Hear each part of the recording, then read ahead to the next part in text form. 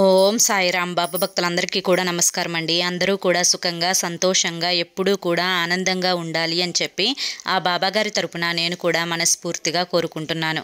ఈరోజు బాబాగారు అందించే సందేశం ఏంటి అంటే కనుక, తల్లి నీ కోసం ఫిబ్రవరి 12వ తారీఖు మర్చిపోకుండా ఈ యొక్క తారీఖును నీ మనసులో గుర్తుంచుకో తల్లి. నువ్వు నిర్లక్ష్యం చేస్తే నిజంగా ఇక నేను ఏమీ చేయలేను. నీ కోసం షిరిడీ నుంచి ఒక కానుకని పంపిస్తున్నాను.